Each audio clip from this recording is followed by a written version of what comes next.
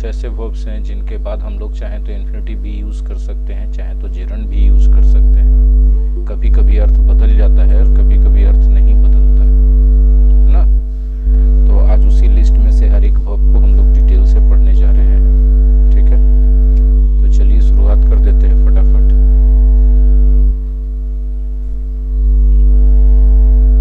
जी,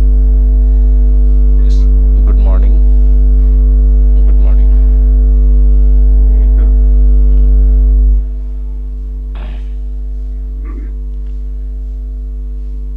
देखिए, पहले हम बता दें कुछ वर्ब्स जिनके साथ इन्फिनिटिव यूज करें चाहे जेरंड यूज करें, मीनिंग नहीं बदलेगा, ठीक है।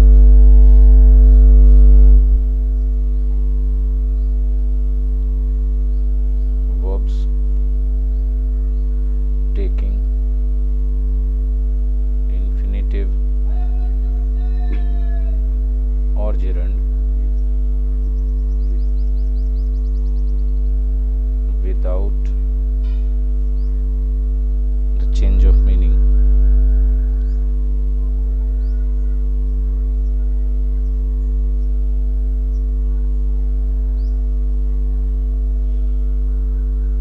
ठीक है। कौन कौन ऐसे वर्ब हैं? बिगिन है, स्टार्ट है। बोले सर हिंदी, तो हिंदी हम लिखवा चुके, बार बार क्या हिंदी लिखवाएंगे। कंटिन्यू है,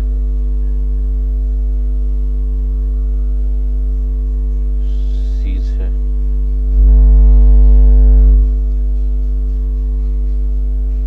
कांट बेयर, ठीक है, इंटेंड,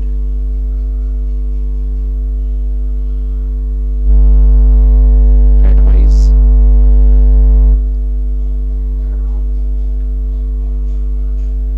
allow,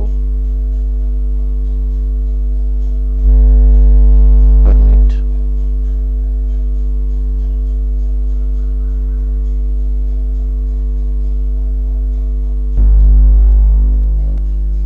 recommend, it के साथ needs। सर बहुत नॉइज आ रहा है मेरे साइड से, अच्छा रुक जाइए। बाकी ठीक है तो माइक ऑफ। नॉइज किस तरीके का? वाइब्रेटिव अच्छा, हम समझ गए। मेरे माइक का फॉल्ट है, माइक चेंज करे, 2 मिनट रुकिएगा। रिक्वायर्स ये वाला लिस्ट वो लिख ले उसके बाद, ठीक है। मेरा माइक का फॉल्ट है, ठीक है, माइक चेंज कर रहे। एक मिनट। तो हमने जो लिस्ट लिखा है, आप लिस्ट देख पा रहे हैं, ठीक है। Begin, start, continue, cease, can't bear, intend, advise, allow, permit, recommend, it के साथ नीड्स, रिक्वायर्स या वांट्स, है ना। तो ये सब ऐसे एक्सप्रेशंस या वर्ब्स हैं जिनके बाद आप इन्फिनिटिव यूज़ करें या जेरंड यूज़ करें, इनके सेंस में कोई फ़र्क नहीं पड़ने जा रहा है। बात समझ में आ रही है? ये ज्यों के त्यों रहेंगे। अब एग्जाम्पल लिख के हम दिखाते हैं। अब ये वर्ब किसी भी टेंस में यूज हो सकते हैं, टेंस का रेस्ट्रिक्शन नहीं है, ठीक है। जैसे एक एग्जाम्पल हम बोल रहे हैं, उदाहरण के तौर पे, बच्चे ने रोना शुरू कर दिया। बच्चे ने रोना शुरू कर दिया, या इसको आप बोल सकते हैं बच्चा रोने लगा। बच्चा रोने लगा, ठीक है। जब हम ऐसा बोलते हैं तो इसको अंग्रेजी में लिख सकते हैं the child began to weep। यहाँ पर जहाँ हमने began to weep लिखा, इसके जगह अगर हम weeping लिखते तो भी इक्वली करेक्ट होता और अर्थ में भी कोई फर्क नहीं पड़ता। जितना ये करेक्ट उतना ही ये भी करेक्ट। अभिषेक का इंटरनेट अच्छा नहीं लग रहा है, दिक्कत हो रहा उनको, है ना। आप चाहें तो इसकी जगह कर सकते हैं the child started. Started began का एक ही अर्थ होता है टू वीप, या आप बोल सकते थे वीपिंग। ठीक है, तो इन सब वर्ब्स के साथ आप कोई भी लगा दें, जिरंड लगा दें तो भी सही, इन्फिनेटिव लगा दें तो भी सही। ठीक है,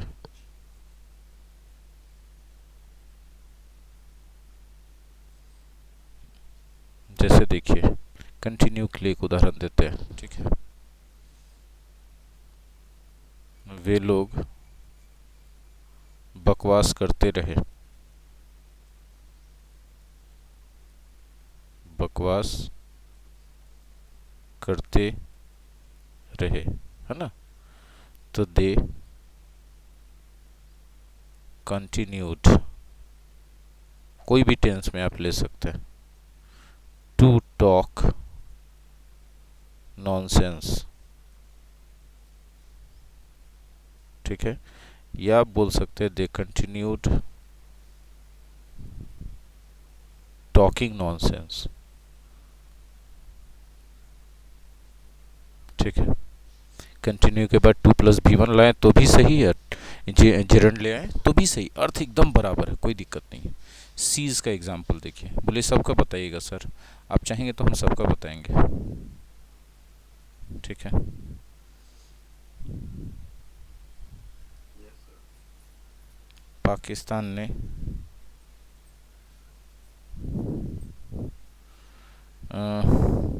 भारत पर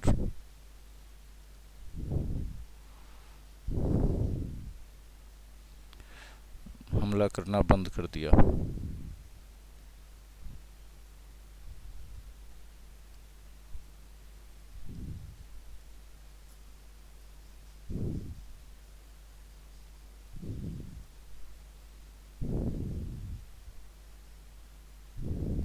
Pakistan ceased to attack India, attack India. अब यहाँ पर टू अटैक की जगह आप में से कोई अटैकिंग लिख देंगे तो थोड़ी ना गलत हो जाएगा, थोड़ी ना अर्थ बदल जाएगा, बिल्कुल सही रहेगा, दोनों इक्वली, कोई फर्क नहीं पड़ेगा। ठीक है,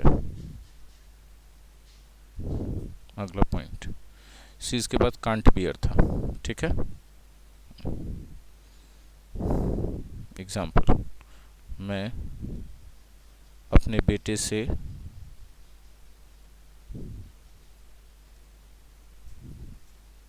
दूर रहना बर्दाश्त नहीं कर सकता।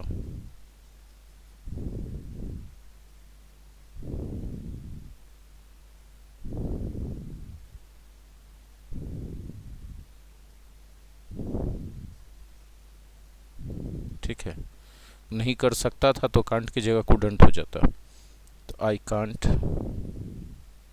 Bear to stay away from my son, from my सन।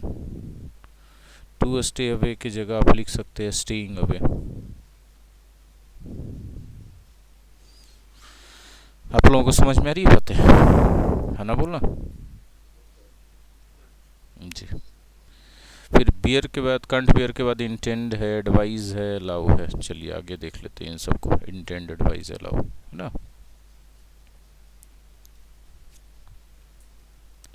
उसका इरादा अच्छे से अंग्रेजी सीखने का है, अंग्रेजी सीखने का। ठीक है,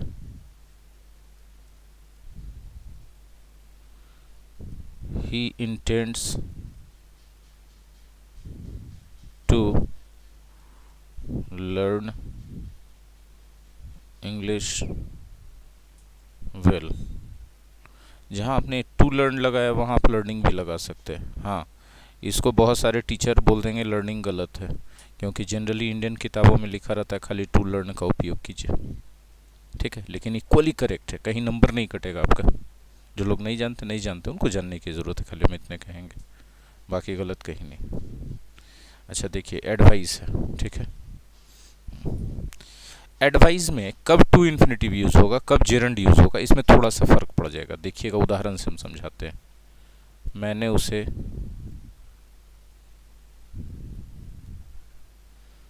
चुप रहने का सलाह दिया।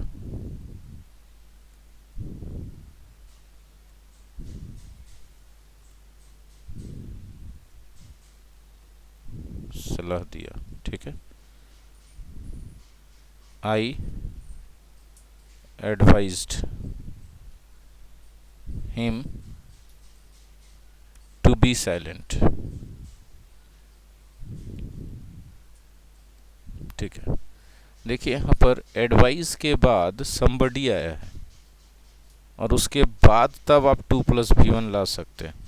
लेकिन कभी कभी वाक्य ऐसा बनता है जो जनरल एडवाइस रहता है, ठीक है।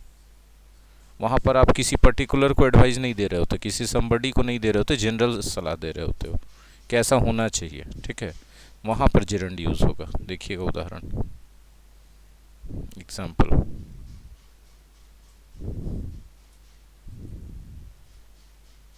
मैंने क्रिकेट खेलने का सलाह दिया। किसको दिया?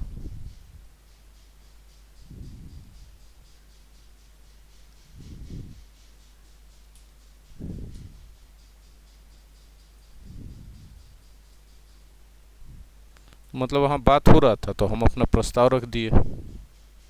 बात समझ में आ रही है जी? तो क्या बोलें? गुड मॉर्निंग राजीव जी, आई एडवाइज्ड प्लेइंग क्रिकेट, ठीक है।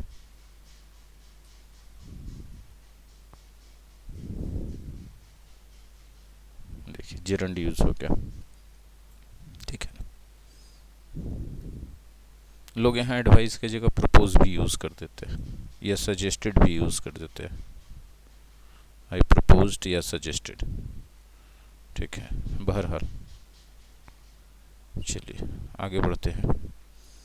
अलाउ था, अलाउ में भी वही बात होगा, ठीक है। मैं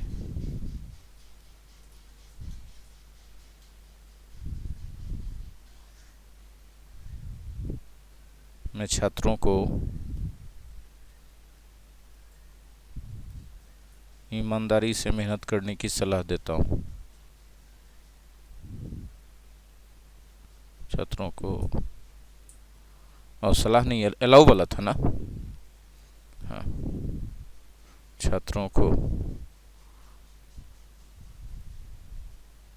हिंदी बोलने की अनुमति नहीं देता हूँ। अनुमति नहीं देता हूँ, ठीक है। I don't allow the students to speak Hindi, ठीक है। इन माई क्लास जोड़ देते हैं, ऐसे लगेगा कि आप किसी को कोई भाषा बोलने से कैसे रोक सकते, क्लास में रोक सकते हैं। इन माई क्लास ऐसे कर देते हैं, ज़्यादा बेहतर रहेगा, ठीक है। यहाँ भी जोड़ देते हैं, मैं क्लास में छात्रों को हिंदी बोलने की अनुमति। तो यहाँ पर देखिए, आप देख सकते हैं अलाउ के बाद आपने क्या देखा, द स्टूडेंट्स यानी समबडी, जिसको आप अनुमति देते या नहीं देते, तब आप 2+v1 यूज़ करते हो। लेकिन एक जनरल अनुमति की बात करो कि मैं क्लास में हिंदी बोलने की अनुमति नहीं देता हूँ, ये जनरल बात हो गया, किसी के बारे में नहीं बोल रहे। मैं क्लास में हिंदी बोलने की अनुमति नहीं देता हूँ।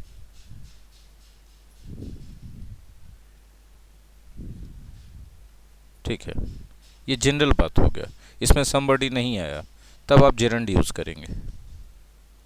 आई don't allow speaking Hindi.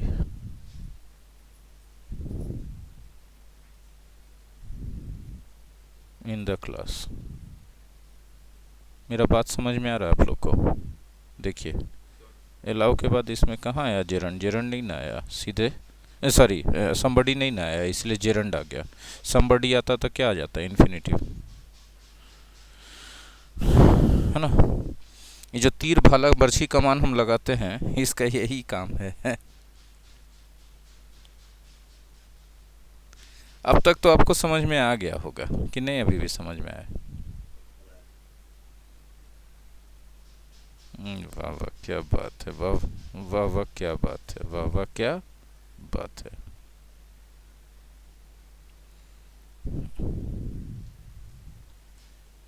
Permit और रिकमेंड के साथ भी यही होता है कि इनके बाद जब कोई समबडी रहेगा तो 2+v1, समबडी नहीं रहेगा तो 2+v1 नहीं v4। ठीक है, अब हम लोग अगला जो ले रहे हैं वो ले रहे हैं रिग्रेट, रिमेंबर और फॉरगेट, 3 वर्ब का ग्रुप। रिग्रेट, रिमेंबर और फॉरगेट,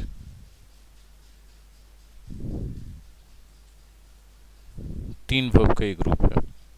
इन तीनों को ले रहे हैं।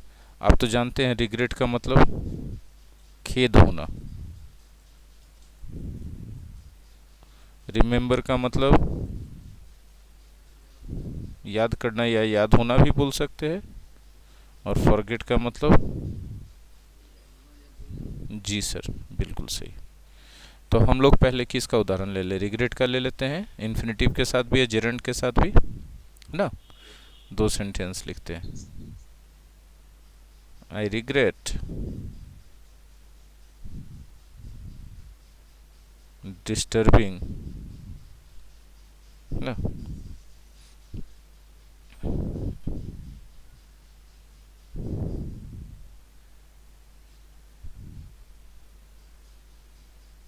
you last night। बस समझ में आ रहा है? इस बात का मतलब क्या हुआ कि I regret that I disturbed you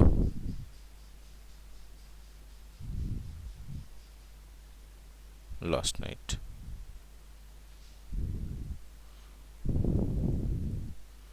मतलब क्या हुआ कि जो डिस्टर्बिंग है ये प्रीवियस एक्शन है। किसके पहले हुआ?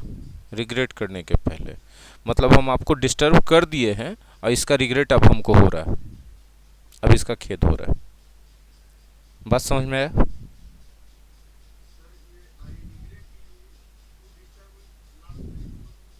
आई रिग्रेट यू तो कुछ हो ही नहीं सकता सर। रिग्रेट के बाद यू आ ही नहीं सकता सर, हम ये बोल रहे सर, क्योंकि रिग्रेट के बाद या तो जेरंड आएगा तो इन्फिनिटिव आएगा सर।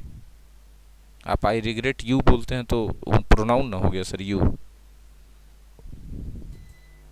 ठीक है, हाँ लगा के बना सकते हैं, लेकिन वैसे नहीं बना सकते जैसे आप बोल रहे हैं। आप क्या बोल रहे हैं? देखिए, I regret you to disturb, तो ये सेंटेंस गलत है। ठीक है, लास्ट नाइट लिखें चाहे नहीं, ये सेंटेंस गलत क्यों है? क्योंकि आप देखिए रिग्रेट के बाद आपने क्या यूज किया है? एक प्रोनाउन। और हम क्या बता रहे हैं? रिग्रेट के बाद आप क्या यूज करना चाहिए आपको? या तो इन्फिनिटिव यूज, हाँ इन्फिनिटिव या जेरंड यूज करना चाहिए। ठीक है ना?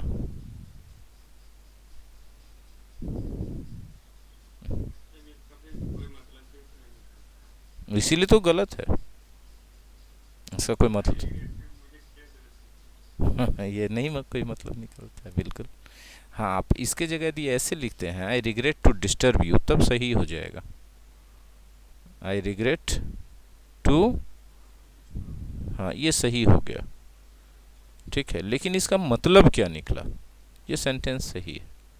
देखिए क्यों, क्योंकि रिग्रेट के बाद आपने क्या यूज़ करा यहाँ पर, इन्फिनेटिव यूज़ करा। दो में से एक चीज़ हो सकता है, या तो इन्फिनेटिव होगा या तो जेरंड होगा। तो यहाँ जेरंड हुआ था इसलिए सही हो गया, यहाँ इन्फिनेटिव, लेकिन इसके अलावा कोई चीज़ नहीं हो सकता। हाँ, इसके अलावा आप दैट क्लाउज यूज कर सकते हैं, ठीक है। जब जेरंड यूज करते हैं तो इसका मतलब है कि जेरंड वाला आप काम पहले कर दिए हैं और उसका अभी आपको रिग्रेट हो रहा है, ठीक है। अब इसका मतलब इन्फिनेटिव का मतलब हो गया कि अब आप उसको डिस्टर्ब करने जा रहे हैं, जैसा बाइक दीजिए तो अब वो डिस्टर्ब होगा, हाँ कि नहीं।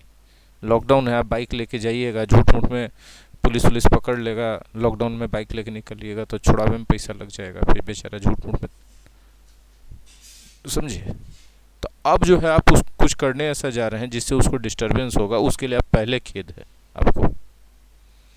ये एक विनम्र तरीका है किसी से रिक्वेस्ट करने का, ए पोलाइट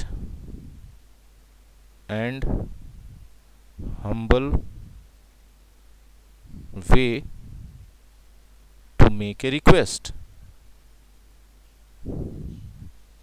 कह के रिक्वेस्ट का मतलब क्या होता है कि अब आप उसको कह रहे हैं कुछ करने के लिए, ये अभी आप रिग्रेट कर रहे हैं और डिस्टर्ब होगा। जैसे नहीं बोलते हम सॉरी टू डिस्टर्ब यू, लेकिन जरा सा आपका बाइक चाहिए था 10 मिनट के लिए, हमको इमरजेंसी काम से जाना है, ऐसा बोलते हैं कि नहीं बोलते हैं। हाँ, ये बड़ा कॉमन सा एक्सप्रेशन है ना, I am sorry to disturb you, बोलते कि नहीं बोलते ऐसा। किसी से कुछ मांगना उंगना रहता है, सॉरी टू डिस्टर्ब यू भाई, लेकिन थोड़ा सा बाइक दोगे, तो अभी आप उसको डिस्टर्ब नहीं किए हैं, अब वो डिस्टर्ब होगा। तो I am sorry to disturb, तो ये 2+V1 जो जा रहा है, तो वही आई एम सॉरी की जगह आप इसकी जगह पूरा बोल सकते थे, इसके जगह आप बोल सकते थे आई एम सॉरी, सॉरी यहाँ पर इसकी जगह, यहाँ पर आप क्या बोल सकते थे, रुक जाइए, हाँ इसके जगह आप बोल सकते थे I am sorry to disturb you. तो ये कब बोलते हैं I am sorry to disturb you, जब आप उसको अब थोड़ा सा कष्ट देने वाले हैं, थोड़ा सा परेशानी देने वाले हैं। नहीं समझ में आ रहा है क्या?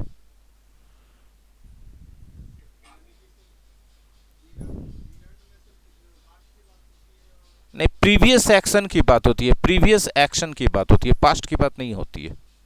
प्रीवियस एक्शन पास्ट में भी हो सकता है, प्रेजेंट परफेक्ट में भी हो सकता है, हम टेंस नहीं बताए, हम प्रीवियस एक्शन बताए। फर्क समझ में आता है पास्ट में और प्रीवियस एक्शन में। अब प्रीवियस एक्शन मतलब यदि यहां पर रिग्रेटेड रहता, सपोज ऐसा आई रिग्रेटेड डिस्टर्बिंग यू, तो मतलब हम पास्ट में अफसोस किए और उसके पहले डिस्टर्ब किए थे, तो अभी डिस्टर्ब क्या हो जाता, पास्ट परफेक्ट हो जाता कि नहीं। तो इसीलिए समझिए प्रीवियस एक्शन और पास्ट में फर्क है। प्रीवियस एक्शन कोई भी टेंस में जा सकता है, लेकिन एक और एक्शन का बात हो रहा है, एक और जो एक्शन का बात हो रहा है उसके पहले ही हुआ है। कौन सा टेंस हुआ सिचुएशन से देखिए आप, टेंस कौन सा होगा सिचुएशन से।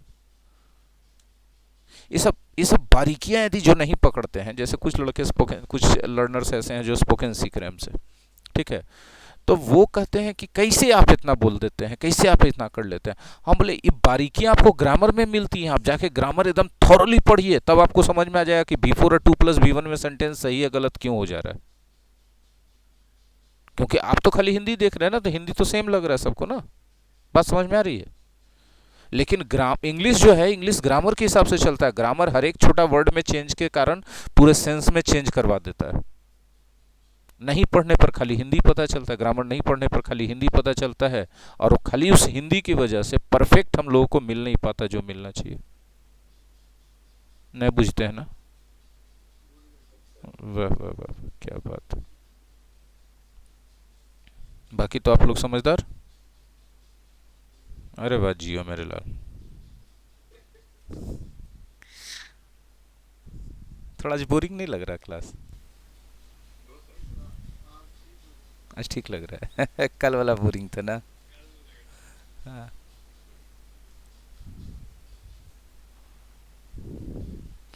वो भी व्यवस्था सटीक किया गया। जैसे व्यवस्था सब सटीक रहना चाहिए ना, जो पसंद आए वही करेंगे, लेकिन व्यवस्था तो सब परफेक्ट रहना चाहिए।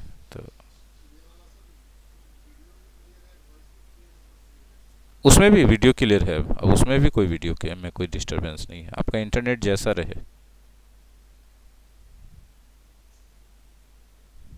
ठीक है। हाँ सर बोलिए।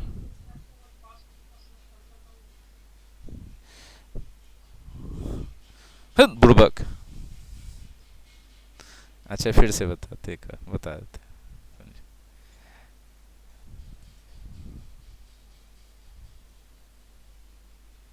देखिए एक एग्जांपल लेते हैं, इससे आप समझ जाइएगा, है ना। प्रीवियस एक्शन का हिंदी होता है पहले वाला काम। प्रीवियस एक्शन का मतलब होता है पहले वाला काम। जब आप बोलते हैं पहले वाला काम बेटा, तो इसका मतलब दो काम रहना चाहिए ना, तभी ना पहले वाला काम बताइएगा। जैसे यदि हम बोलते हैं, देखिएगा, I remember to give you a book. और एक और सेंटेंस हम बोलते हैं, वही समझा रहे बेटा, I remember giving U a book. Giving U a book. तो रिमेंबर के साथ देखिए, गौर कीजिएगा, रिमेंबर के साथ अगर बिफोर यानी जेरंड आ जाए तो ये प्रीवियस एक्शन माना जाता है। मतलब क्या हुआ कि आपको याद तो है, तो रिमेंबर मतलब याद है, मतलब कब याद है? अभी याद है, प्रेजेंट में याद है। हाँ या ना बोलिए बच्चों। ठीक है। आई देने का काम पहले हो चुका है, देने का काम पहले हो चुका है। मतलब अभी सेंटेंस का कोई हिंदी करेगा तो क्या हिंदी करेगा? मुझे याद है कि हम तुमको किताब दिए हैं, करेगा कि नहीं करेगा? मुझे याद है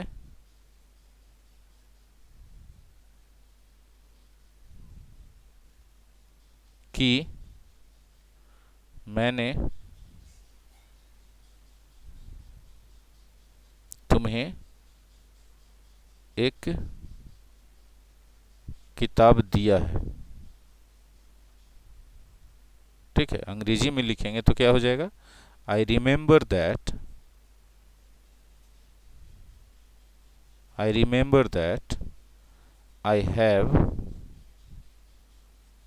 गिवन यू अ बुक। अब जरा गौर से समझिएगा जो पॉइंट हम समझाना चाहते हैं। यहाँ ये जो प्रीवियस एक्शन था, यहाँ कौन से टेंस में आ गया? टेंस देखिए इसका, प्रेजेंट परफेक्ट में आ गया। अब इसी सेंटेंस को हम एक और तरीके से लिख देते हैं, देखिएगा, मतलब थोड़ा सा इसमें चेंज ले आते हैं। I remember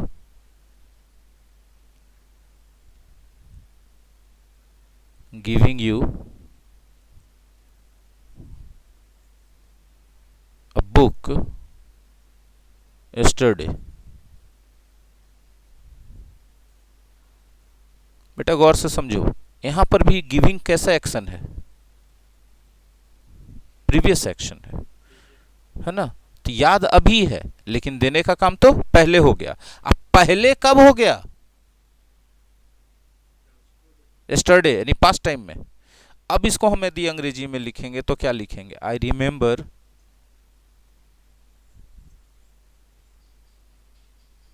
that I gave you a book yesterday। नज़र न लगे, इस क्लास में एक दो लड़के हैं जिनको टेंस बहुत अच्छे से एकदम कमांड हो गया है। वो पढ़ाई दनादन समझेंगे, सबसे ज़्यादा तेज समझेंगे। अब वही प्रीवियस एक्शन यहाँ पास्ट है, पास्ट इंडिफिनिट है, हाँ या ना बोलो।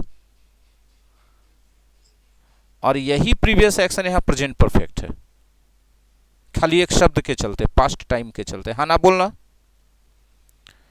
तो अभी हमने आपको क्या समझाया, यही कि प्रीवियस एक्शन मतलब बस क्यों काम पहले हुआ, टेंस कौन सा है इस सिचुएशन से आपको देखना पड़ेगा। यहाँ सिचुएशन उसका टेंस प्रेजेंट परफेक्ट बता रहा है और यहाँ का सिचुएशन उसी का टेंस क्या बता रहा है, पास्ट इंडेफिनिट, लेकिन दोनों है तो प्रीवियस एक्शन ही। क्या सबको एकदम क्लियरली समझ में आया? अभिषेक बा समझ नहीं रे बुतरुआ।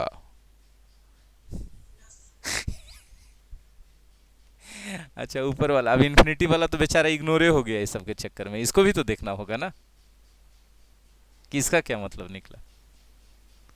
नहीं कोई पूछता है जी सब, कहता है मास्टरवा बड़ी डिटेल से पढ़ाता है, सही है ना।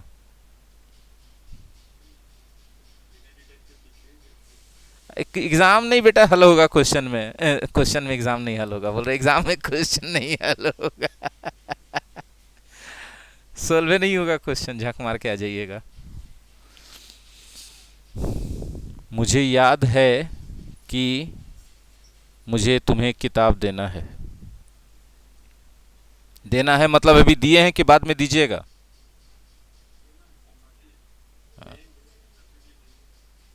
मतलब अभी दिए नहीं ना, फ्यूचर में ना होगा।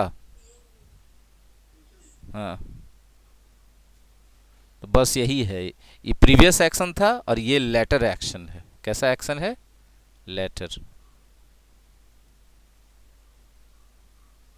बात समझ में आया?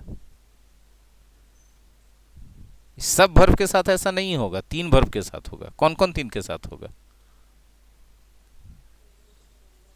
हाँ अब कुछ लोग इसको एंजॉय करते हैं और कुछ लोग कहते हैं एक गो वर्ब के लिए इसे एकदम स्पेशल स्पेशल रूल याद करना पड़ेगा। नहीं नहीं, प्रैक्टिस कीजिए, याद हो जाएगा। I have to give you a book. बाकी तो आप समझदार। Letter action.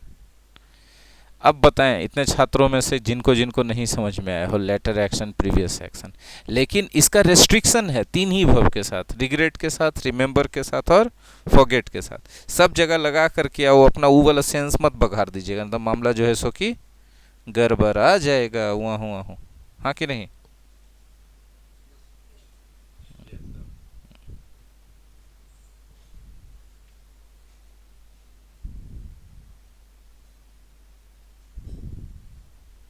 चलिए आगे बढ़े। हमको नहीं पता कि आप लोग इतना मेहनती हैं कि नहीं हैं, संभालिए कि नहीं संभालिएगा जो हम पढ़ा रहे हैं। लेकिन फिर से हम बता दें इस बैच के बच्चों को आगे पढ़ाने से पहले कि आज फ्राइडे है, कल सैटरडे है, अगले वीक का जो सैटरडे आएगा उसमें टाइम एंड टेंस का डाउट क्लियरेंस सेशन होगा और वो सेशन चलेगा 8:30 से 9:30 या 10 भी बज सकता है।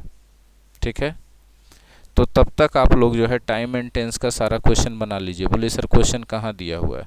सर ऐप खोलिएगा, जो तीसरा बैच है फाउंडेशन इंग्लिश, उसमें सिलेक्ट करके स्टडी मटेरियल पे जाइएगा, टाइम एंड टेंस चैप्टर में जाइएगा और उसमें पीडीएफ जो दिया हुआ है time and tense question PDF, उसमें 4 तरह का एक्सरसाइज है। प्रेजेंट टेंस एक्सरसाइज अलग है, पास्ट टेंस एक्सरसाइज अलग है, फ्यूचर टेंस एक्सरसाइज अलग है और एक है 600-700 क्वेश्चन का मिसलेनियस एक्सरसाइज।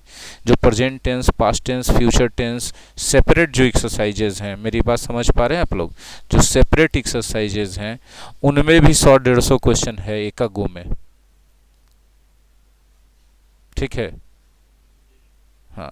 और जो सेपरेट एक्सरसाइजेज टेंस वाइज हैं उनमें कॉन्सेप्चुअल क्वेश्चन है, अर्थ समझ समझ के, सिचुएशन समझ समझ के बनाना पड़ेगा।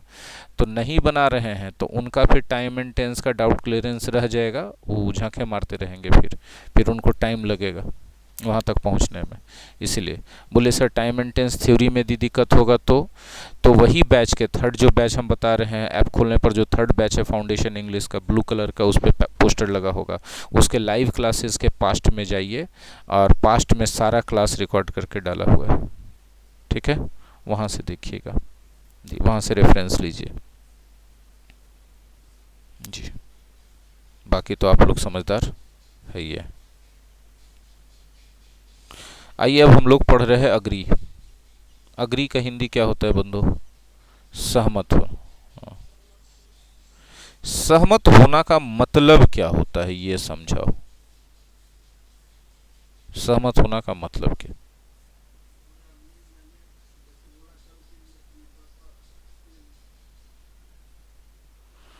जैसे मैंने आप लोगों को कहा कि भैया आप लोग बना लीजिए।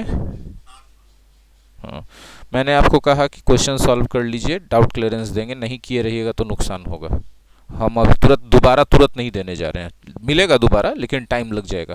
तब तक आपका डाउट जो है हो सकता है आप भूल जाए, ठीक है ना? इसलिए अभी बना लीजिए,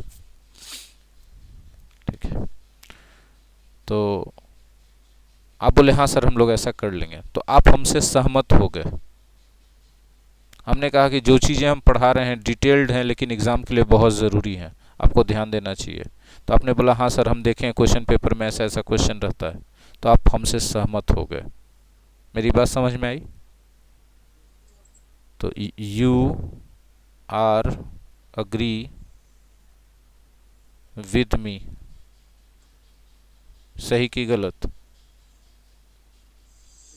गलत। सब लोग ऐसे ही बोलते हैं। याद रखिएगा अग्री भी1 है तो भी1 के साथ इज आर एम यूज होता है क्या? वाज वेर यूज होता है क्या? इसलिए कभी भी गलती से are agree, am agree, is agree, was agree, were agree मत बोलिएगा। विथ क्यों आया? क्योंकि हाँ समबडी यहां पर आएगा तब अग्री विथ होगा। हिंदी लिखना पड़ेगा क्या? मैं आपसे सहमत हूं मतलब मैं मान रहा हूं कि जो आप कह रहे हैं वो सही है। हाँ ठीक है। ही अग्रीड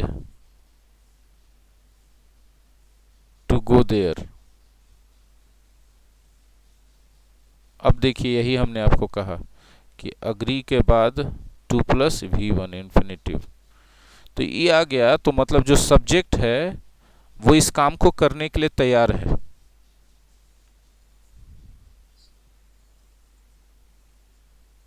बस समझ में आ रहा है? उस काम को करने के लिए तैयार है।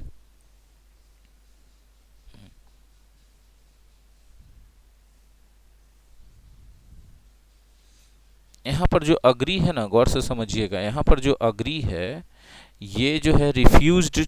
अग्री के बाद जो टू प्लस V1 आता है तो ये रिफ्यूज्ड टू प्लस V1 का अपोजिट है।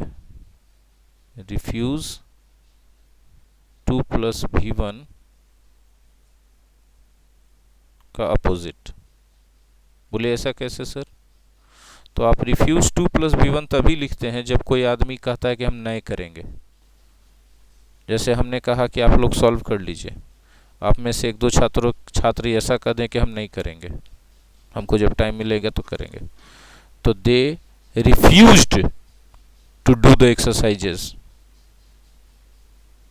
मेरी बात समझ में आ रही है? हाँ ना बोलिएगा। लेकिन ज़्यादातर बोले कि हाँ कर लेंगे, तो most of the students agree to do the exercises. तो समझ में अग्री या रिफ्यूज कैसे एकदम एक अपोजिट हो गया एक दूसरे का।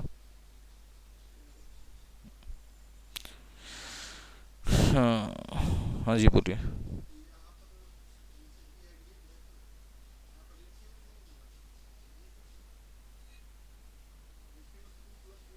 वो तो टेंस के हिसाब से बदलेगा ना बंधु, उसके लिए हम थोड़ी मना कर रहे हैं। वो तो टेंस के हिसाब से बदलते रहिए, हम यहाँ तो मेन सिखाएंगे ना, है ना? तो रिफ्यूज जो है टेंस के हिसाब से बदलेगा, बिल्कुल बदलेगा। ठीक है। अब आप देखिए होता क्या है कंफ्यूजन कि अग्री के बाद लोग टू देखते हैं, तो यहाँ V1 देख लिए, तो बहुत बार अग्री के बाद जो टू आता है ना उसके बाद नाउन या प्रोनाउन भी आ जाता है, देखिए। ठीक है।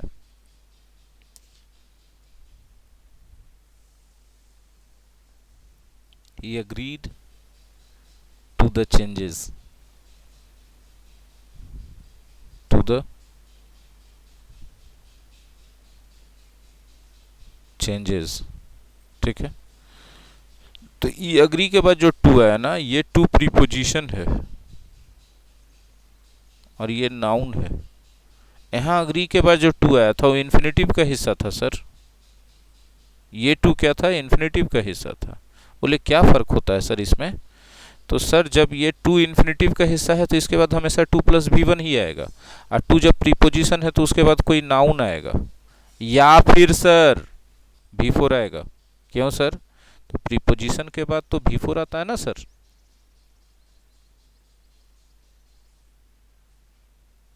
नहीं समझे बात? प्रीपोजिशन के बाद यदि कोई वर्ब आ जाए तो भी फोर आएगा। तो अब नाउन में कंफ्यूजन नहीं होता है। हाँ जी, फिर से बोले। हाँ, वो इक्विवेलेंट है नाउन के, इसीलिए नाउन भी फोर भी आ सकता है। ठीक है, यहाँ देखिए कंफ्यूजन क्या होता है, हम बता रहे हैं। जो कंफ्यूजन वाला पॉइंट है कि अग्री के बाद टू है तो टू के बाद भी वन भी आ रहा है, और अग्री के बाद टू है तो इस टू के बाद क्या आ रहा है, भी फोर भी आ रहा है। तो अब लड़का तो ये नहीं पहचान पाता है प्रीपोजिशन है कि इन्फिनिटिव, वो तो खाली टू देख रहा है यहाँ भी, और यहाँ भी क्या देख रहा है, टू देख रहा है। तब उसको कंफ्यूजन होगा कि यहाँ भी वन कब होना चाहिए, भी फोर कब होना चाहिए। ये बहुत बड़ा कंफ्यूजन होगा। आई कंफ्यूजन में एरर मिस कर जाएगा, फिलर्स मिस कर जाएगा, सेंटेंस इंप्रूवमेंट मिस कर जाएगा। बोलो आहू आहू।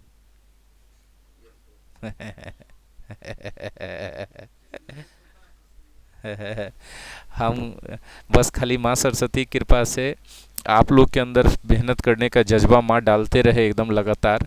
माँ कहते रहे कि नहीं बेटा मेहनत करो, अंदर में आपके बुद्धि देते रहे।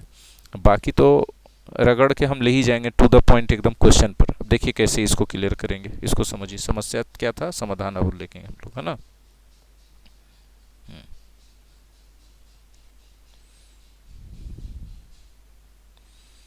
देखिए एक एग्जांपल देते हैं, उसी से क्लियर होगा।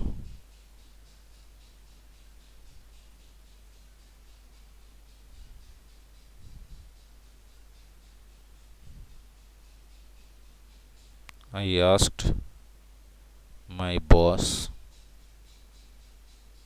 for half day। ठीक है, he agreed to dot dot dot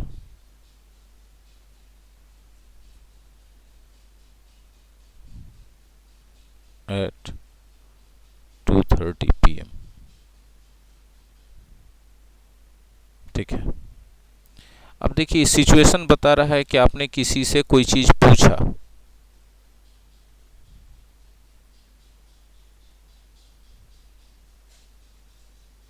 जब आप किसी से कोई चीज पूछते हैं, गौर से समझिएगा, मांगते हैं, तब वो जो है आपके लिए तैयार हो जाता है कि आप वो काम कर लो।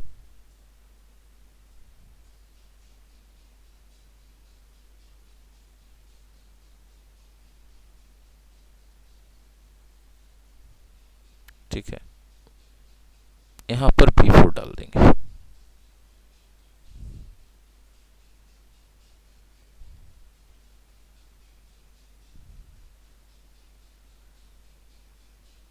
ट्रिक क्या है?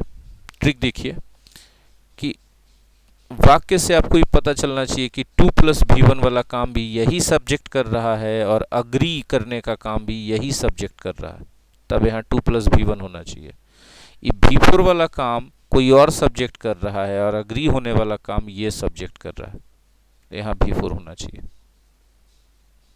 इसको और सटीकता से समझें, टू प्लस भी वन लिखें चाहे भी फोर लिखें, अग्री के साथ दूसरा वर्ब आएगा तो दो काम हो जाएगा ना। देखिएगा फिर से, अग्री के साथ टू प्लस भी वन, अग्री के साथ टू प्लस भी फोर, हाँ या ना, सॉरी टू प्लस भी फोर। अब आप अच्छे से देखिए, ये वाला एक काम हुआ, ये दूसरा काम हुआ, इसमें भी एक काम ये हो गया और दूसरा काम ये हो गया। दो काम दोनों में है। गौर से समझें, दोनों काम का सब्जेक्ट जब सेम हो,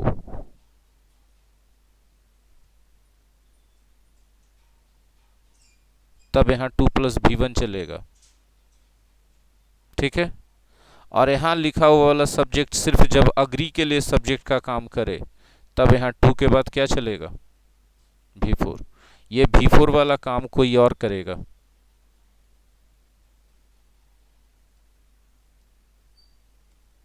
ठीक है, और जो आदमी करेगा उसका चर्चा कैसे करेंगे, तो यहाँ V4 के जगह पजेसिव एडजेक्टिव और तब V4 लिखेंगे। और ये जो पजेसिव एडजेक्टिव वाला नाउन जो प्रोनाउन रहेगा वही इस V4 के लिए डूअर होगा। जैसे एग्जांपल देखिए,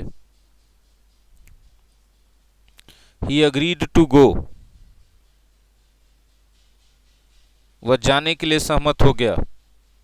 तो सहमत कौन हुआ, ही, और जाएगा भी कौन। अभी एक और देखिए, he agreed to my going. अब देखिए सहमत कौन हुआ, जाने का काम कौन करेगा, मैं जाएगा, मैं जाऊंगा। इसमें दोनों के लिए डूअर अलग हो गया, इसमें दोनों के लिए, दोनों काम के लिए डूअर एक ही है, यही है। बात समझ में आया। तो जब दोनों काम के लिए डूअर सेम रहे तो 2+V1, और दोनों काम के लिए डूअर अलग अलग रहे तो 2 के बाद V4। आगे बढ़े। हाँ सर बोलिए।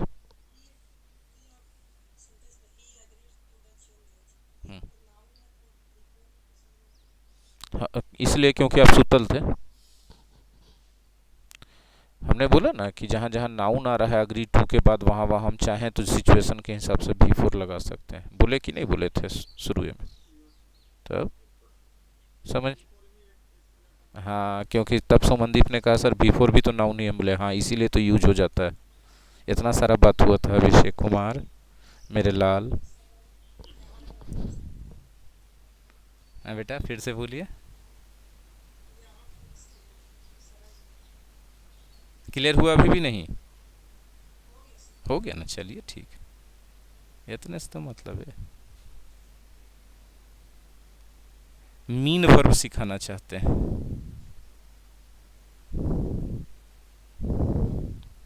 मन है सीखे के।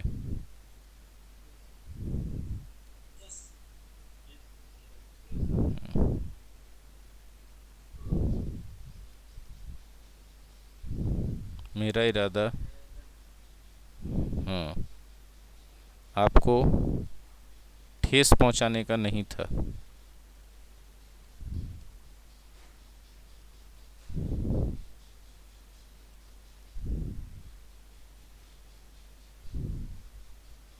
ठीक है, तो आई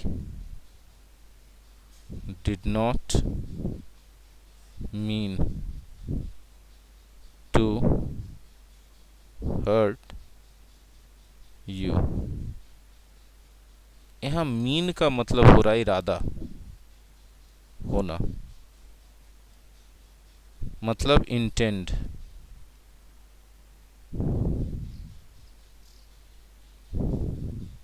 इसके बाद इन्फिनिटिव आ जाएगा। बोलिए हाँ कि ना।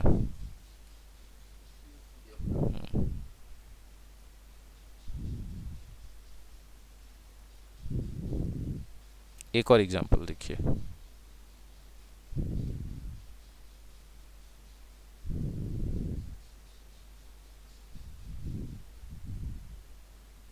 I don't mean to say that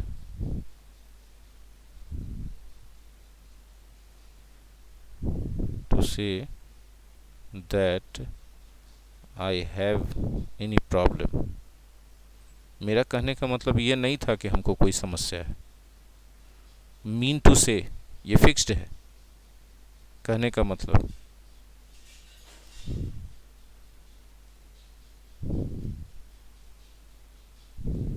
ठीक है, हाँ है ना। तीसरा,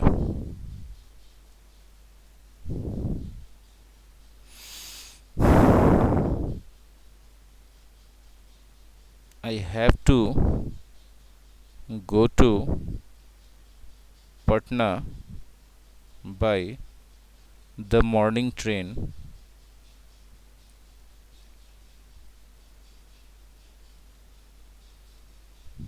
tomorrow. It means getting up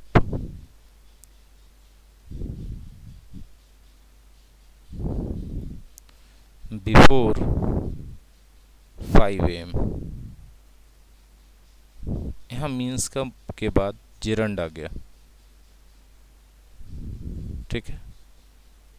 यहाँ पर भी मतलब का अर्थ निकल रहा है। देखिए, मुझे कल पटना सुबह में जाना है, सुबह वाली ट्रेन से। और सुबह वाली ट्रेन क्या बजे पता है? 6:35 में। अब 35 मिनट तो हमको स्टेशन पहुँचे में लगेगा, तो जाके टिकट उकट भी तो खरीदना है, हाँ या ना।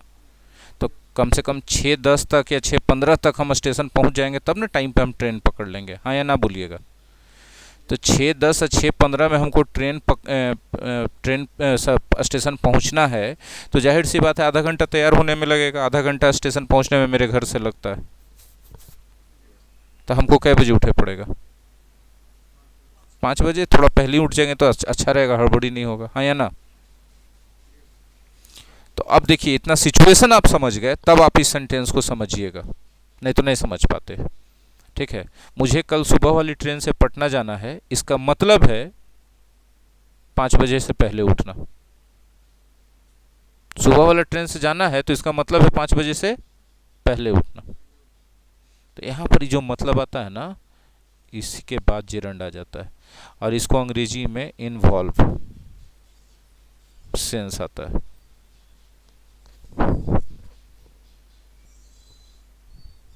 एक और इस तरह का उदाहरण देते हैं।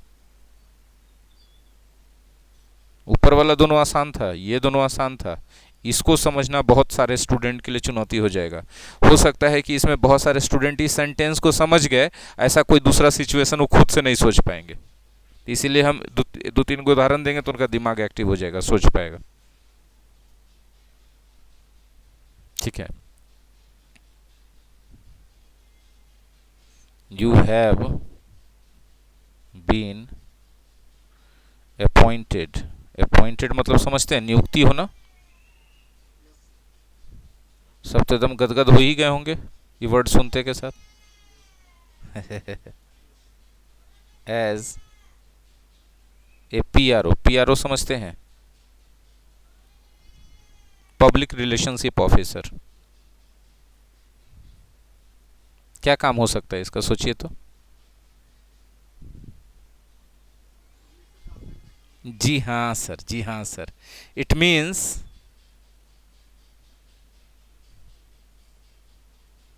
Talking to a lot of people daily।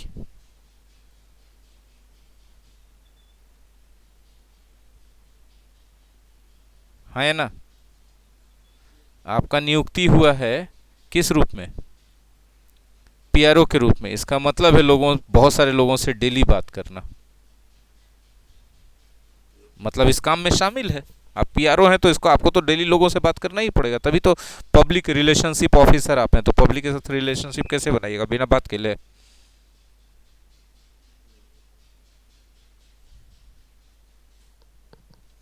समझ में आया बुतरुओं?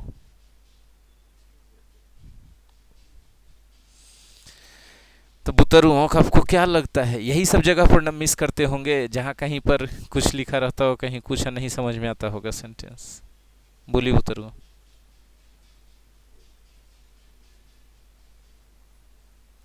अब भोंका भोकी का टाइम हो गया है। ये सेंटेंस बड़ा, ये सवाल बहुत अच्छा था अभिषेक का, कि जो मीन वाला भी हम पढ़ाएं, इसका कॉमन एरर कैसे पूछेगा, या ये सब में से। तो ये सब इन्फिनेटिव यूज होगा कि जेरंड यूज होगा, सिचुएशन पे डिपेंड कर रहा है ना। तो आपको सेंटेंस और सिचुएशन मतलब थोड़ा बड़ा सेंटेंस देता है इस सब के कॉमन एरर में, और उसमें सिचुएशन रहता है दिया हुआ। तो आपको इन्फिनेटिव के जगह जेरंड, सिचुएशन रहेगा इन्फिनेटिव का, यूज़ करवा देगा जेरंड। सिचुएशन रहेगा जेरंड का, यूज़ करवा देगा इन्फिनेटिव। तो आपको पूरा समझना पड़ेगा। और जैसी अंग्रेजी समझने का बारी आता है हम लोग को तो एकदम हालत खराब होने लगता है कि क्या काम बोल दिए सर। सही है ना? तो इसका क्या समाधान है? हैं? हाँ जी, सीधा सीधा जितना ज़्यादा क्वेश्चन बनाइएगा दिमाग उतना एक्टिव रहेगा एग्जामिनेशन हॉल में। एग्जामिनेशन हॉल से पहले जितना ज़्यादा क्वेश्चन बनाइएगा एग्जामिनेशन हॉल में उतना कम समय में सॉल्व होगा। हेल्प के बाद अगला वर्ड है हर। हर में हम क्या बताएंगे? हर में हम कुछ नहीं बताएंगे। हर्ब, एक्चुअली हर्ब हमेशा प्लूरल फॉर्म में यूज होता है। हर्ब्स नाउन है। जड़ी बूटी,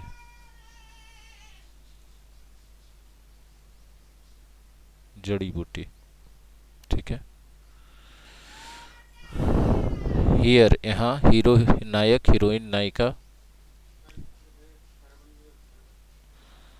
एडजेक्टिव है, इसी के खानदान से निकला हुआ। हर्बल, हर्बल कोई भी चीज है तो वो किस चीज से बना हुआ है? जड़ी बूटियों से बना हुआ है, वनस्पति से बना हुआ है। ठीक है जी। हाँ,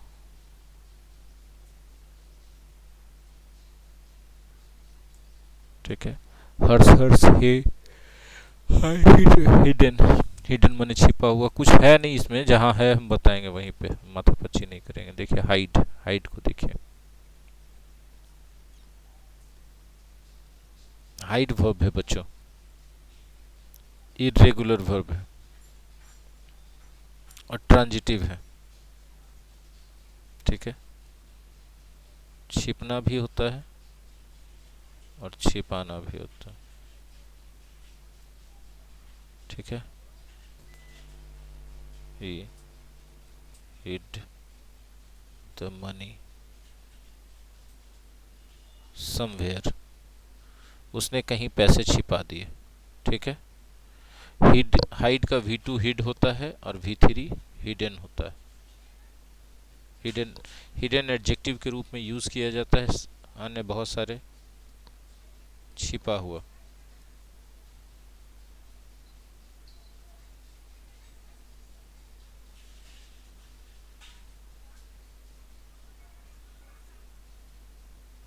ठीक है।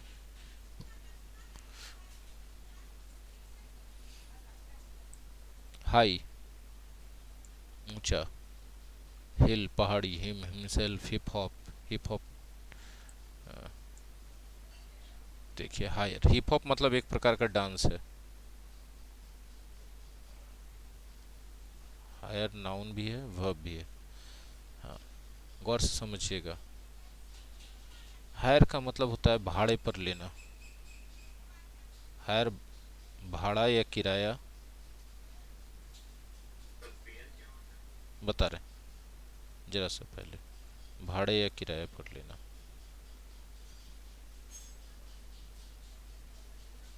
ठीक है। दूसरा मीनिंग होता है नियुक्त करना। बता रहे हैं, एक मिनट रुक जाइए।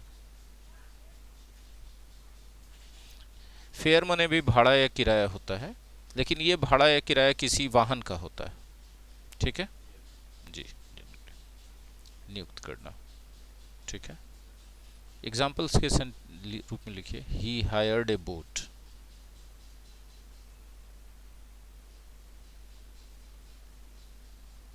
उसने बोट हायर किया। ही हायर्ड एन ऑफिस असिस्टेंट, उसने एक ऑफिस असिस्टेंट नियुक्त किया।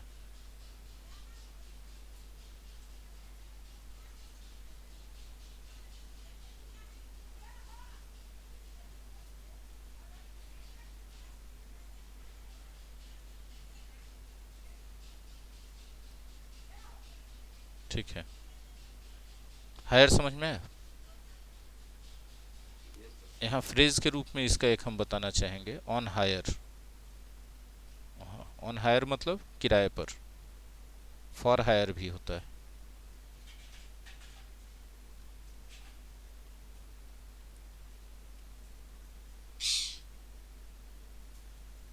इसके बाद हायर के बाद नेक्स्ट वर्ड हमारा है हिज। हिज का मतलब होता है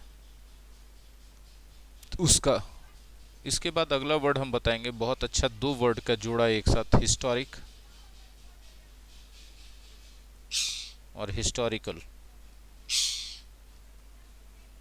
ठीक है, क्या फर्क है? दोनों का हिंदी लगभग एक जैसा होता है, ऐतिहासिक।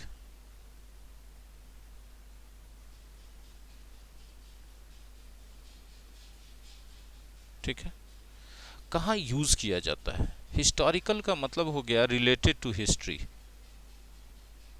Related to history. उल्टा बोल दिया, and very important, and very important,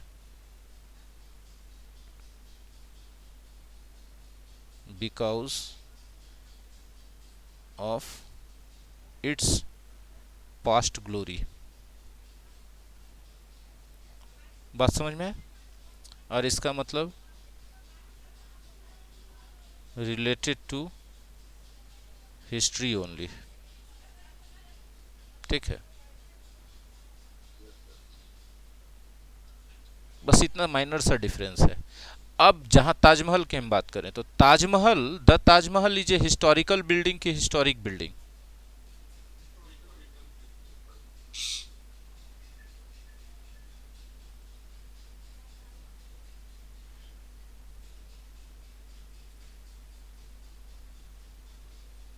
ठीक है, देखिए अब यहाँ पर हम बोलना चाहेंगे कि बिल्कुल सही है हिस्टोरिकल, लेकिन कुछ लोग तो ऐसे भी हैं ना अपने देश में जो मतलब फालतू का एक धर्म को हर चीज के बीच में लाते हैं। कट्टरवादी लोग हैं कुछ लोग, हर धर्म में हैं, हम किसी एक धर्म की बात नहीं कर रहे है ना। तो जो हिंदू धर्म में कट्टरवादी लोग हैं वो ताजमहल को उतना इंपॉर्टेंस नहीं देते हैं, कहते हैं इससे अच्छा अच्छा बिल्डिंग है हमारे यहाँ दूसरा, ये मुगल का बनाया हुआ था ना, इसलिए उतना महत्व नहीं देते हैं। तो वो कभी हिस्टोरिकल बोलेंगे इसको? वो क्या बोलेंगे? हिस्टोरिक बोलेंगे। समझ में आया? तो ये कोई भी चीज के बारे में हम हिस्टोरिकल यूज कर रहे हैं कि हिस्टोरिक यूज कर रहे हैं, ये एब्सोल्यूट नहीं हो सकता, ये हमारा पॉइंट ऑफ व्यू हो सकता है। इसको सब्जेक्टिव होना कहते हैं कि पर्सन टू पर्सन डिफर करेगा।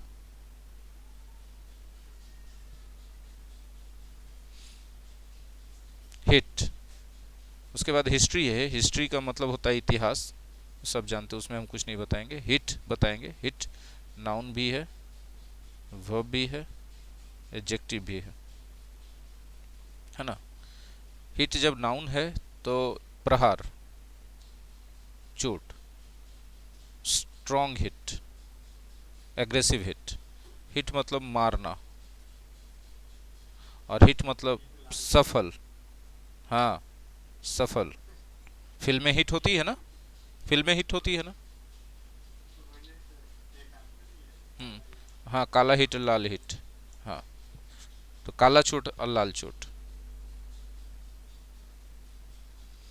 एक वर्ड बताएंगे जरूर, अगला है इसके बाद हिच हाइक। हिच हाइक क्यों बताएंगे उसको समझिएगा, क्योंकि इसका हिंदी हम नहीं जानते हैं इसलिए हम बताएंगे। अच्छा, कभी ऐसा हुआ है कि कहीं से आते जाते समय बस नहीं पकड़ के, ट्रेन नहीं पकड़ के किसी से लिफ्ट मांग के आए गए हो? ऐसा कभी हुआ आपके साथ कि पटना से बिहार शरीफ आ रहे हैं, हाईवे पे खड़ा हो गए, कोई कार वाला या कोई बाइक वाला जा रहा है, हाथ दे के लिफ्ट मांगे या फिर आए? ऐसा करके देखिए, मजा आता है। हिच हाइकिंग कहते हैं इसको, यही है हिच हाइक, लिफ्ट लेके जर्नी करना। मेरा फेवरेट है ये चीज, हम बहुत करते हैं।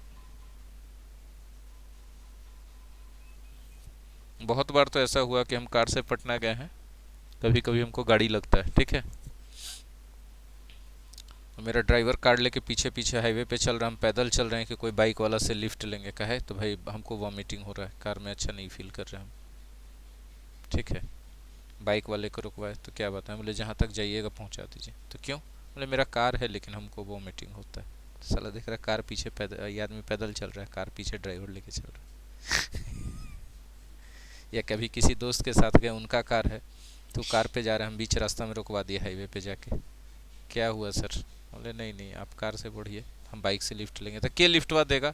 सबको यकीन नहीं होता। बोले अच्छा रुकिए ना, देखिए, जनरली मिल जाता है हमको लिफ्ट। अगला वर्ड है हॉबी। हॉबी मतलब जानते हैं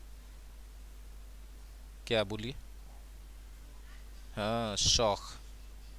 किन्हीं की तरफ से नॉइज आ रहा है, किन्हीं के माइक से। शौक किसको कहते हैं? जो हम अपने खाली समय में अपने आप को खुश करने के लिए काम करते हैं और करना अच्छा लगता है, वो सब काम हमारा क्या होता है? हॉबी होता है ना। उससे मॉनेटरी गेन हो चाहे नहीं हो, खुशी मिलता है, आनंद मिलता है, इसलिए हम लोग करते हैं उसको। जैसे किसी का हॉबी होता है म्यूजिक सुनना, किसी का हॉबी होता है सोना, किसी का हॉबी को होता है टीवी देखना, किसी का नेट सर्फिंग करना, किसी का क्रिकेट खेलना। सबका हॉबी अलग।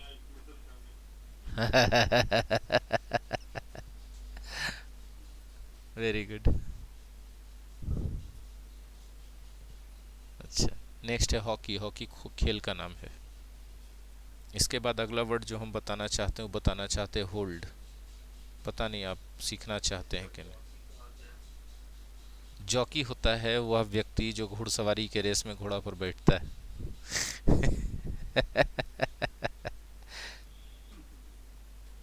होल्ड पकड़ना को कहते हैं। बोले सर कैच मैंने भी तो पकड़ना होता है। पूछिए ना।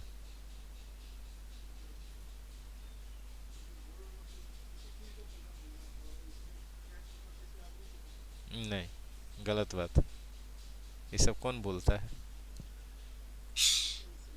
अच्छा, तो इसमें थोड़ा सा सेंस में सुधार लाएंगे। हाथ से हाथ में कोई कुछ दिया तो होल्ड किए, ठीक है। अब मूवमेंट वाले कोई भी चीज को किए तो कैच किए।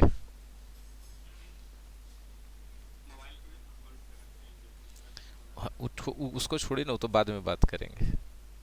हम मोबाइल हाथ में होल्ड किए रहते हैं कि कैच किए रहते हैं? आप कोई लुका के मोबाइल दे देता क्या करेंगे? तो पहले उसको थोपिया देंगे, फूटेगा तो तेरा कौन देगा रे? लुका के देगा तो। नहीं समझे बात? फेंक फेंक के देगा तो वो तो कैच करवे करेंगे, उसके बाद उसको स्नैच कर देंगे जिने तिने से। हाँ, कोची समझ के रखा है। अभी लॉकडाउन में पैसा आ नहीं रहा, तुम मोबाइल ऐसे लोग उछला के देगा हमको, थ्रो करके देगा।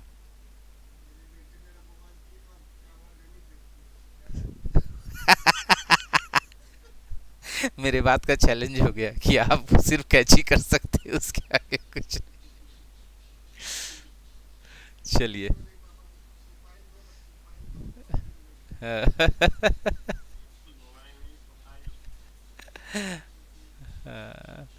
बच्चों का अपना लैंग्वेज होता है, पता है ना।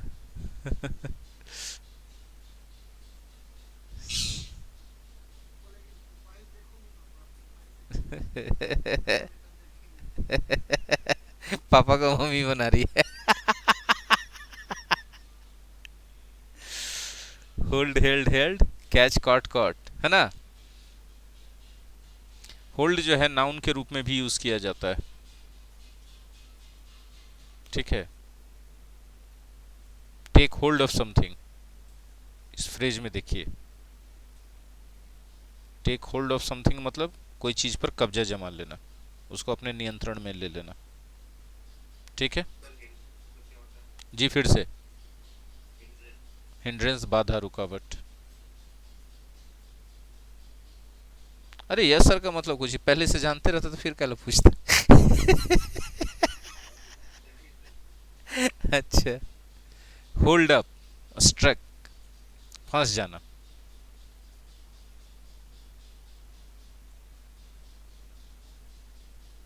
सब है कि सब चला गया क्लास में से?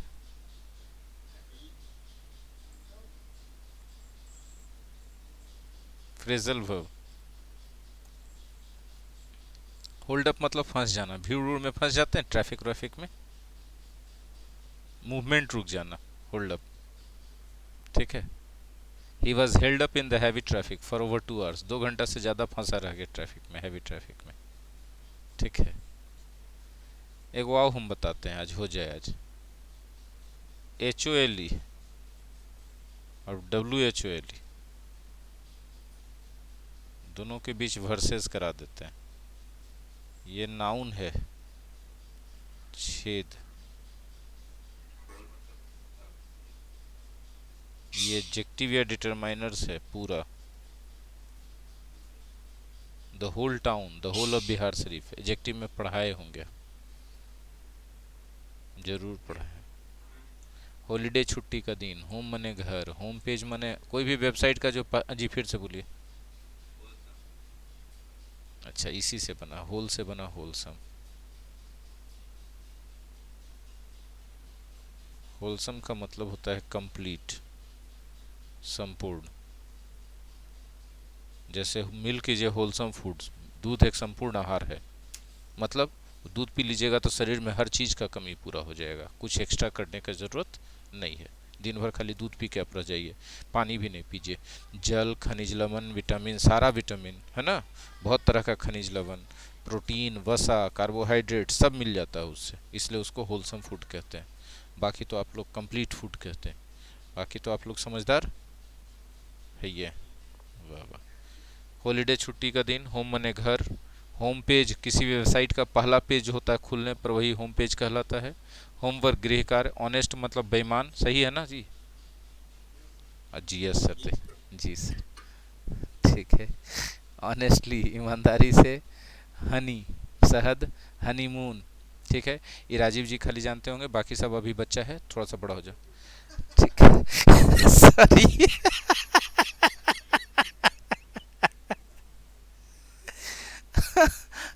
ऐसा ऐसा वर्ड ही देता, हम क्या करें इससे।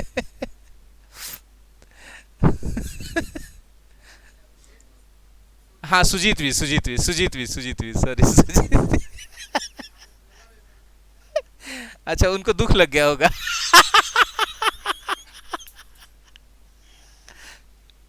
हुप। Noun verb. सुजीत सुन रहे हो, लेकिन बड़ा शांत लड़का है, बोल भी नहीं करते कुछ।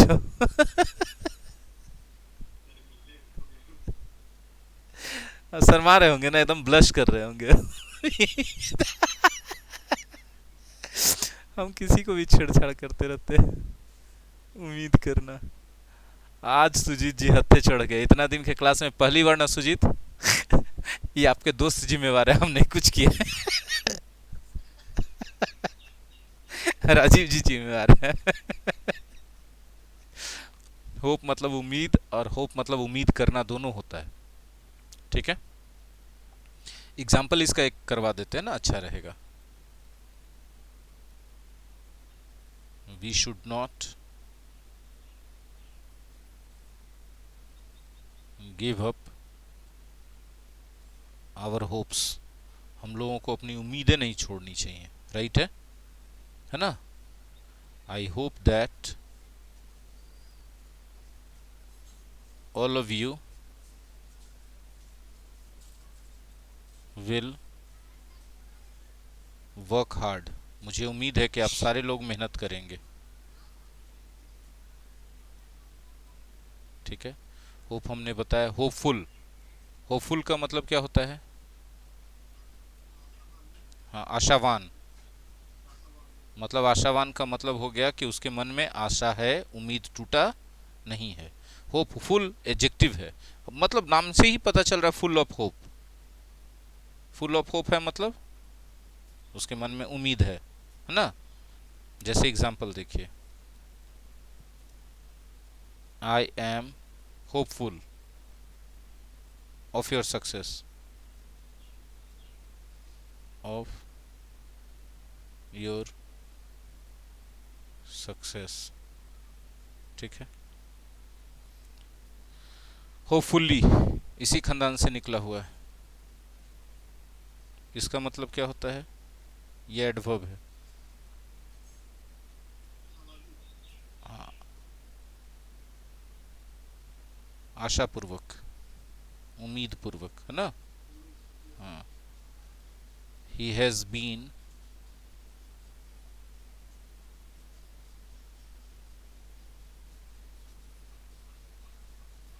वेटिंग फॉर हिज सन, हाँ क्या कर रहे हैं यार, सन होपफुली, है ना, वह अपने बेटे के लिए उम्मीद पूर्वक इंतजार कर रहा है।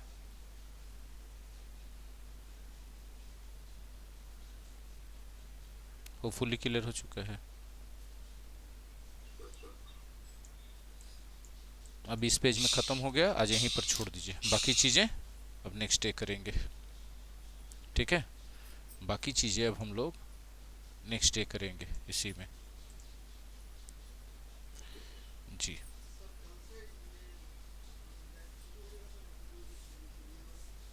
बैच तो पहले ही शुरू हो चुका है, कल से सॉल्यूशन जाना शुरू हो जाएगा जी, बिल्कुल बिल्कुल बिल्कुल, आज शाम से ही जाना शुरू हो जाएगा। कौन रात वाला क्लास था? मंडे से स्टार्ट करेंगे, 3 तारीख से 9:30 बजे से। ये रिमाइंडर आपने दिलवाया, बहुत अच्छा किया कि रात वाला क्लास मंडे से स्टार्ट होगा, 9:30 बजे टाइम रहेगा, ठीक है। और किस बैच में स्टार्ट होगा याद रखिएगा, फाउंडेशन इंग्लिश जो नया वाला बैच है ना, उसमें उसका लाइव रहेगा। हाँ, 8:30 बजे वाला जो बैच है ना, उसमें लाइव होगा, तो वहाँ पे ज्वाइन कीजिएगा आप लोग जाके। सारे लोग तो कनेक्टेड है ना उसमें? हाँ हाँ, सारे लोग उसमें ज्वाइन कीजिएगा। और उम्मीद है कि आप लोग कर लिए होंगे रीडिंग कॉम्प्रिहेंशन वाला सेक्शन, और कर रहे होंगे आगे, क्योंकि उसमें शुरुआत में बहुत इजी इजी पैसेज है, तो हो सकता है एक एक दिन में 5-5 10-10 को पैसेज खींचा जाए, ठीक है। समझिए कि 15-20 के बाद ही थोड़ा टफ लेवल हुआ है, 60 में से 60 है पैसेज टोटल ना, 15-20 के बाद थोड़ा टफ हुआ है।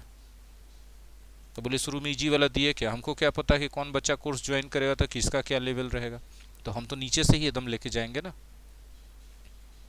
जी। तो चलिए आज के लिए इतना ही पे रैप अप करते हैं, बहुत बहुत धन्यवाद, कल मिलते हैं फिर अपने टाइम पर, अपना ख्याल रखें।